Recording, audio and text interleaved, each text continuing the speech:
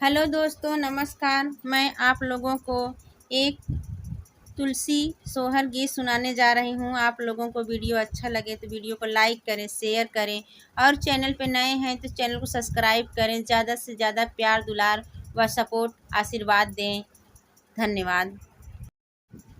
कहवा से आवेली बारतिया तो कहवा में उतरेला, कहवा में उतरेला हो।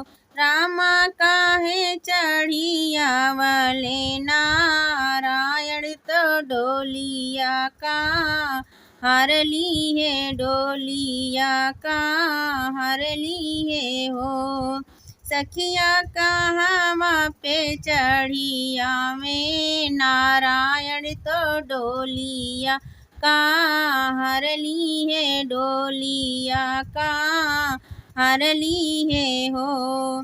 बैकुंठ लोक से आवे बारतिया तो गंगा तीरे उतरेला, गंगा तीरे उतरेला हो। अरे रथ चढ़ी आई लेना रायण तो डोलिया का हरली है, डोलिया का हरली है हो। बहिनी रथ चढ़ी आई लेना रायण तो डोलिया का हरली है, डोलिया का हरली है हो। कौने रंग तुलसी जी के चुनरिया अइले, कौने रंग गहना अइले, कौने रंग गहना अइले हो। सखी कौन रंग अइले से घुरवा तो हर जीबी याहन आए, हर जीबी याहन आए हो। सखी कौने रंग अइले से नुरवा तो हरी जीबी याहन आए, हरी जीबी याहन आए हो।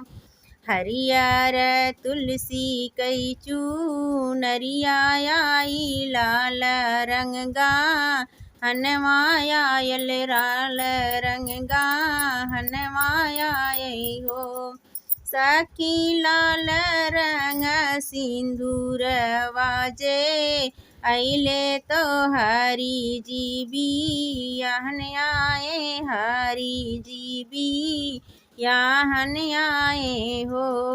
सखी लाल रंग आयल से नुरवा तो हरी जीबी याहन आए, हरी जीबी याहन आए हो। कहवा बैठई बैसीरी नारायण, कहवा तुलसी जी के हो, कहवा तुलसी माई जी के हो। सखी के ही करेला गाठ जोरिया तो तुलसी के संग हरि जी के, तुलसी संग हरि जी के हो। सखी के ही करे गाठ ही जोरी तो तुलसी के ही संग हरि जी के, तुलसी संग हरि जी के हो। चंदन पीढ़ैया नारायण बैठई बैत बेदिया पर, तुलसी जीत बेदिया पे तुलसी जी के हो।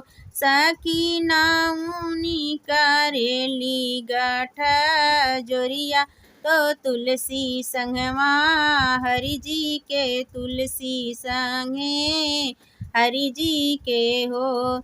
सखी नाउनी करेली गाठ जोरिया तो तुलसी संगे हरि जी के, तुलसी संगे हरि जी के हो। कार्तिक मास याति पावन याति मन भवन लागे याति मन भवन लागे हो। सखी एकादशी के दिन होला मिलनवा तो तुलसी औरऊ हरि जी के तुलसी औरऊ हरि जी के हो। सखी एकादशी के होला मिलनवा तो तुलसी और हरि जी के तुलसी औरऊ हरि जी के हो। नर नारी होवलिया नंदित मंगल गावे सखियाँ तो मंगल गावेली सखियाँ हो। सखी देवाग में गगन फूल बरसावे तो याति खुशी मनावे ले याति खुशी मनावे ले हो।